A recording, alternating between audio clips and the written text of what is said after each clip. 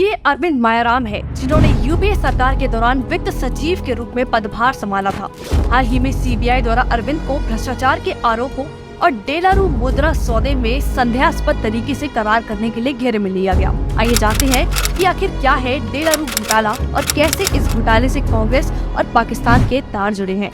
डेलारू एक British company है जो केंद्रीय बैंकों और मुद्रा जारी करने वालों के लिए बैंक नोट और बैंक नोट सुरक्षा सुविधाओं का डिजाइन और उत्पादन करती है। सन 2004 में जब यूपीए की सरकार सत्ता में आई, तब इस कंपनी को भारतीय करेंसी नोटों के लिए सुरक्षा धागे की आपूर्ति करने का ठेका मिला। ये ठेका इन्हें कोई और नहीं बल्कि तत्कालीन वित्त मंत्री पी चिदम्बरम ने दिया था।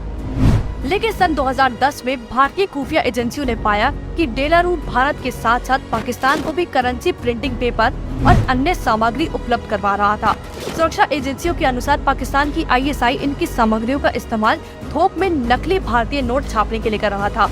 सुरक्षा विभाग की रिपोर्ट के आधार पर यूपीए 2 के वित्त मंत्री रहे प्रणब मुखर्जी ने डेलारू के साथ हुए करार को रद्द कर दिया और इस कंपनी को भारतीय वित्त मंत्रालय की ओर से ब्लैकलिस्ट कर दिया गया। पी चिदम्बरम उस समय गृह मंत्री थे। जब चिदम्बरम 2012 के बीच में दोबारा वित्त मंत्री बने, तब आर्थिक मामलों के तत्कालीन सचिव अरविंद मायाराम की पैरवी कर डेलारू को ब्लैकलिस्ट से हटा दिया गया और डेलारू को वापस 3 सालों के लिए बैंक नोट सुरक्षा सुविधाओं के डिजाइन और उत्पादन का ठेका मिल गया। जबकि 2004 में भी डेलारू ने कथित रूप से धोखाधड़ी कर इस ठेके को प्राप्त किया था। 2004 में डेलारू के साथ हुए समझौते में दावा किया गया कि उसने सुरक्षा सुविधा के रूप में भारत के मुद्रा पत्रों के लिए उपयोग किए गए एक विशेष सुरक्षा धागा विकसित किया था और दावा किया कि उसके पास इसके विशेष निर्माण अधिकार है। हालांकि सीबीआई ने पाया कि डेलारू ने जून 2004 में भारत में ही पेटेंट के लिए आवेदन किया था, जिसे 17 जून 2011 को मंजूर किया गया था।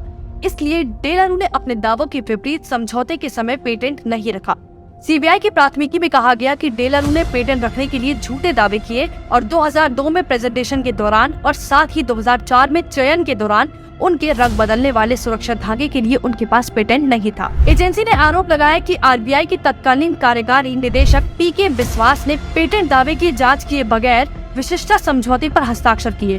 पूछताछ में ये भी पता चला कि डेलारू से समझौते के हस्ताक्षरकर्ता अनिल रघुवीर ने 2011 में डेलारू की ओर से जमा किए गए पारिश्रमिक के अलावा अपतटीय संस्थाओं से 8.2 करोड़ प्राप्त किए। सरल भाषा में समझा जाए तो डेलारू, जिसने पेटेंट होने के फर्जी दावे किए और पाकिस्तान को मुद्रा कागज सामग्री आपूर्ति कराया, उसे तत्कालीन कांग्रेस सरकार द्वारा एक तरह से मुफ्त पास दिया गया था। अब सोचिए कि उस वक्त आईएसआई के लिए भारतीय मुद्रा तैयार करना कितना आसान रहा होगा, जिसका इस्तेमाल वो आतंकी संगठनों को फंडिंग मुहैया कराने के लिए करता होगा। दुर्भाग्यवश ये वही दौर था जिसमें मुंबई के 26/11 हमले हुए, कश्मीर में पत्थरबाजी की वारदातें बढ़ी और देश के सैनिकों पर नक्सली हमलों की संख्या में इजाफा हुआ।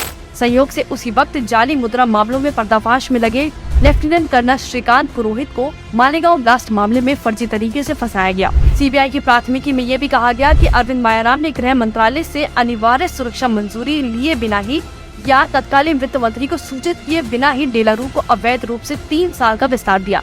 हालांकि संबंधित मंत्रियों ने अनुमति या निर्देश के बिना किसी वरिष्ठ अधिकारी की ओर से ऐसा निर्णय लेना संभव ही नहीं हुआ होगा। अब ये कोई आश्चर्य की बात नहीं है कि ये वही अरविंद मायाराम है जो हाल ही में राहुल गांधी की भारत जोड़ो यात्रा से जुड़ा था।